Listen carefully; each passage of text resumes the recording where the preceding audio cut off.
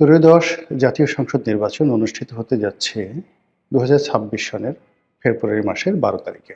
আজকের দিনের যদি পরিবেশ পরিস্থিতি দেখেন, তাহলে সরকারের পক্ষে যারা এই মুহূর্তে আয়োজন করছেন, তাদের দৃষ্টিভঙ্গি, চিন্তা চেতনা, ভাবছ দেখলে মনে হয় তারা শতভাগ শক্তি নিয়ে, সামর্থ্য নিয়ে, আন্তরিকতা নিয়ে এই নির্বাচনটি অনুষ্ঠানের জন্য সর্বশক্তি নিয়োগ করেছে। এবং এই নির্বাচনের পথে যত বাধা আসবে সব বাধা তারা অতিক্রম করবে। আর এই নির্বাচনের মাধ্যমে শান্তিপূর্ণভাবে ক্ষমতা হস্তান্তর করে তারা বিদায় নেবে। অনেকে যারা দীর্ঘদিন ধরে এই সরকারের কর্মকাণ্ড নিয়ে সন্দেহ প্রকাশ করেছিল, যারা সন্দেহ করেছিল যে সরকার ৫ বছর থাকবে, ৫০ বছর থাকতে চায়, এত সহজে যাবে না, ইদানিংকালে ডক্টর মোহাম্মদ ইউনূস এবং তার যারা সঙ্গী সাথী রয়েছেন, তাদের যে দৃষ্টিভঙ্গি, তাদের যে বাস্তব কর্মকাণ্ড, তাতে মনে হচ্ছে যে প্রিলিমিনারিলি দ্বিতীয় বিশ্বযুদ্ধের পর ভারতকে স্বাধীনতা দেওয়ার জন্য যেভাবে পাগল হয়ে গিয়েছিলেন এবং ভারতের ভাইসরয় লর্ড মাউন্টব্যাটেন যেভাবে তড়িঘড়ি করে ভারতের মধ্যে বিভক্তি ঘটিয়েছিলেন, যেভাবে আফগানিস্তান, পাকিস্তান, বাংলাদেশ, ভারত এই সীমানাগুলো চিহ্নিত করে তড়িঘড়ি করে যেভাবে ভারতকে স্বাধীনতা দিয়ে তারা চলে গিয়েছিলেন, ঠিক একই অবস্থা এখন বর্তমান সরকারের ক্ষেত্রে প্রযোজ্য। এখন তাদের অবস্থা হয়ে গেছে যে ছেড়ে দেমা কেঁদে বাঁচি। সমস্যা কোথায়? এক্ষেত্রে তো করে আমাদের সকলের খুশি হওয়া উচিত ছিল।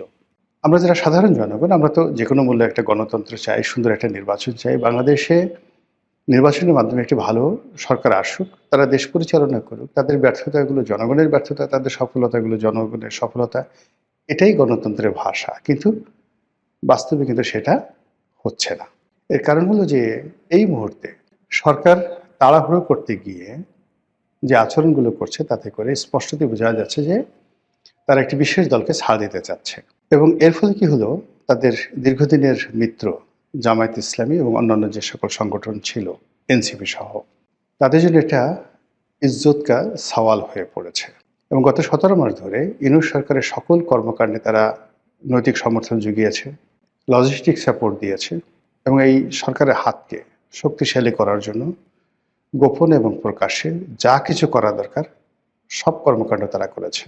সেটা মব বলেন, বিএনপিকে কোণঠাসা করে বলেন, আওয়ামী লীগকে দেশ ছাড়া করতে বলেন, সব কিছুর মূলেই জামাত, এনসিপি এবং সরকারের মধ্যে যেটা মতানৈক্য ছিল, সেই মতানৈক্যের প্রেক্ষিতে ডক্টর মোহাম্মদ ইউনূসের কাছে জামাত, এনসিপির একটা কনসিডারেশন আছে, একটি আকাঙ্ক্ষা আছে, একটি দাবি আছে, একটি হক আছে। সেই হক যে জামাত এবং এনসিপিকে রাজনৈতিকভাবে প্রতিষ্ঠিত করতে হবে এবং তাদের যে কর্মকাণ্ড গত ১৭ মাসে, এই কর্মকাণ্ডের একটা ইন্ডিমিনিটি দিতে হবে এবং আগামীতে যারাই রাষ্ট্র ক্ষমতায় আসুক, সেই সরকারে জামাত এবং এনসিপির একটা অংশগ্রহণ থাকতে হবে শতভাগ, অথবা জামাত এনসিপি সরকার গঠন করবে। এরকম একটা বিশ্বাস নিয়ে, এরকম একটা আস্থা নিয়ে, এরকম একটা কোঅপারেশন নিয়ে গত ১৭ মাসে অনেক যে রাজনীতির উত্থান পতনে, রাজনীতির মেরুকরণে যমুনার যে জোয়ার ভাটা, কখনো ডানে গেছে, কখনো বামে গেছে। এখন সেই যমুনার যে স্রোত, সব কিছু বাদ দিয়ে, নদী, নালা, খাল, বিল সব কিছু বাদ দিয়ে একটি বিশেষ জায়গাতে ধাবিত হচ্ছে বলে জামাতের লোকজন, এনসিপির লোকজন তারা গোস্বা করেছে। এবং সঙ্গতির কারণেই সরকার যে তাড়াহুড়ো করছে, সেই তাড়াহুড়ো করে বিএনপির কাছে যত দ্রুত ক্ষমতা হস্তান্তর করা যায়, তারেক রহমান সাহেবকে যত দ্রুত প্রধানমন্ত্রী বানানো যায়, তার জন্য সরকারের সর্বোচ্চ চেষ্টা। ভালো কথা, এটা হতে পারে এবং এটা হয় স্বাভাবিক। এই কারণে যে বিএনপি এই মুহূর্তে বাংলাদেশের বড় দল, আর বড় দলের প্রধান তিনি তো প্রধানমন্ত্রী হবেন, তাহলে কে প্রধানমন্ত্রী হবে তিনি ছাড়া? শেখ হাসিনা, নাকি জামাতের আমির, নাকি এনসিপির জনাব নাহিদ, কিংবা ধরুন স্বয়ং ডক্টর মোহাম্মদ ইউনূস? এটা হয় না। তো এই যে বাস্তবতা, সেই বাস্তবতা কিন্তু গত ১৭ মাসে আমরা সেটা দেখিনি। আমরা যেটা দেখেছি যে আওয়ামী লীগ তাদের 35% ভোটার, সহযোগিতার ভোটার আছে আরও 15%, সব মিলিয়ে 50% ভোটার মাঠের বাইরে। বিএনপির 35% ভোটার আছে, 50 আর 35 85। 85% ভোটারের উপরে বাকি 15% ভোটার, যার মধ্যে রেজিমেন্ট ভোটার সংখ্যা 4 থেকে 5%। জামাতের ভোট বাংলাদেশে 4 থেকে 5%।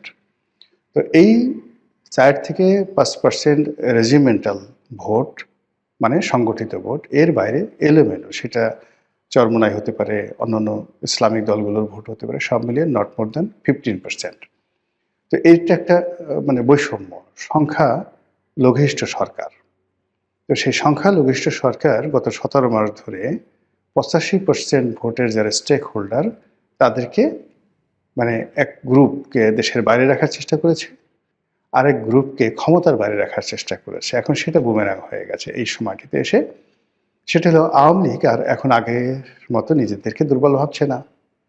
আর বিএনপি এই নতুন বন্দোবস্তে তারা হঠাৎ করে মানে 180 ডিগ্রি অ্যাঙ্গেলে উল্টে গিয়ে দেশের সকল দণ্ড মণ্ড ক্ষমতার মালিক হয়ে বসে পড়েছে।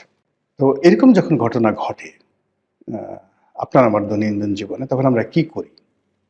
যেমন ধরুন, একটা খুব প্রাকৃতিক ডাক এসেছে, পেটটা একটু কিরমির কিরমির করছে, গুড়গুড় করে শব্দ হচ্ছে, আপনি বুঝতে পারছেন যে কিছু একটা হবে।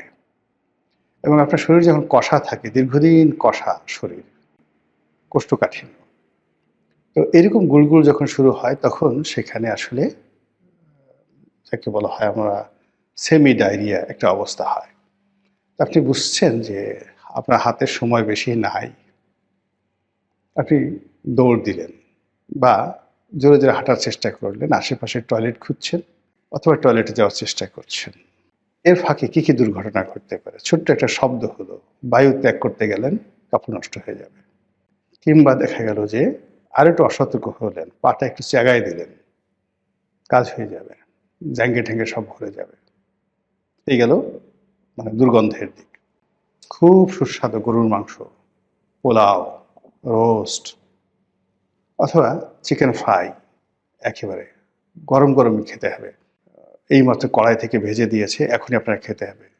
যারা এগুলো খেতে পারবে না তারা ধরেন বড়া, পেঁয়াজু, বেগুনি, গরম গরম কোনো একটা কিছু, কিংবা ধরেন চা, খুব একদম ঠান্ডা হয়ে গেছে, হিমশীত হল, আপনি একটু চা খাবেন। তো তখন যদি আপনি তাড়াহুড়ো করতে যান, কি হবে? আপনার মুখ পুড়ে যাবে, তাড়াহুড়ো করতে গেলেই মুখ পুড়ে যাবে। তো এক্ষেত্রে নির্বাচন নিয়ে যদি তাড়াহুড়ো যেভাবে করা হচ্ছে এবং যে কাজটি অনিবার্যভাবে হবে, সহজ সরলভাবে হবে, সেখানে অতিরিক্ত আগ্রহ দেখাতে গিয়ে, অতিরিক্ত ফর্মালিটিস দেখাতে গিয়ে, ওই যে আমাদের যে প্রাকৃতিক দুটো ঘটনা, বর্জ্য ত্যাগ অথবা খাদ্য গ্রহণ, সেখানে তাড়াহুড়ো করতে গেলে আমাদের যা হয়, এক্ষেত্রে সেটা হওয়ার সম্ভাবনা দেখা দিয়েছে। ২ নম্বর হলো যে আমাদের অতীতে বিএনপির জন্য আসলে একটা জিনিস দেখবেন, জমে জম টানে। মানে আপনার ঘরের সামনে ধরেন একজন জমদূত ঘুরে বেড়াচ্ছে, আপনার নাম ধরেন কালু মিয়া, কালু মিয়াকে মারার জন্য জমদূত তার ঘুরে বেড়াচ্ছে। পাশের বাড়ির টিডিক্কা, তাকেও মারার জন্য আরেক জমদূত ঘুরে বেড়াচ্ছে। এখন 2 জমদূতের মধ্যে হঠাৎ দেখা সাক্ষাৎ হয়ে গেল। তো তারা মিলিয়ে দেখলো যে কালু মিয়া এবং টিডিক্কা এই দুজনকে মারার জন্য তাদের ভিন্ন ভিন্ন সময়। তো কাজেই একা কষ্ট না করে 2 জন সদল বলে এসে প্রথমে কালুকে মারলো, তারপরে 2 জন জমদূত সেই যাকে বলা হয় গিয়ে একসাথে টিডিক্কাকে মারলো।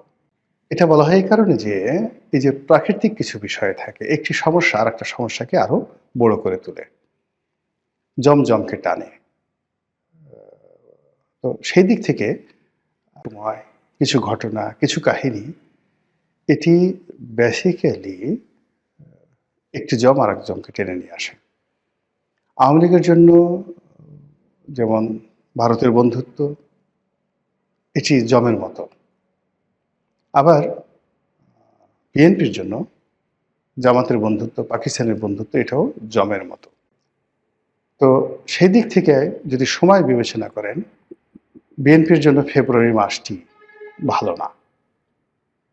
আপনি দেখুন বিএনপি প্রতিষ্ঠিত হওয়ার পর থেকে আজ পর্যন্ত আপনি সেই ১৯৭৬ সনের ফেব্রুয়ারি মাস থেকে প্রতি বছর হিসাব করে দেখেন বিএনপির জীবনের যত দুর্ভোগ এবং দুর্দশা এই ফেব্রুয়ারি মাসে হয়েছে।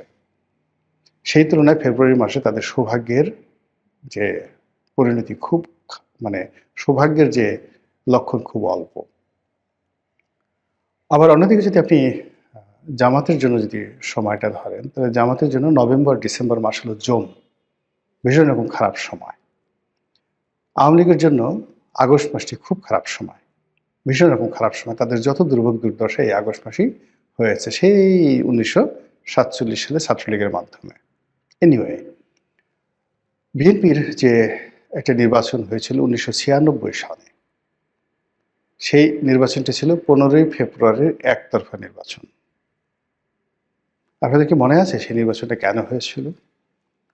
ওই সময়টিতে একটি পার্লামেন্ট ছিল এবং সেই পার্লামেন্টের বাইরে রাজপথে রাজনৈতিক দলগুলো তারা তত্ত্বাবধায়ক সরকার ব্যবস্থা প্রবর্তনের জন্য আন্দোলন করছিল। কারণটা কি?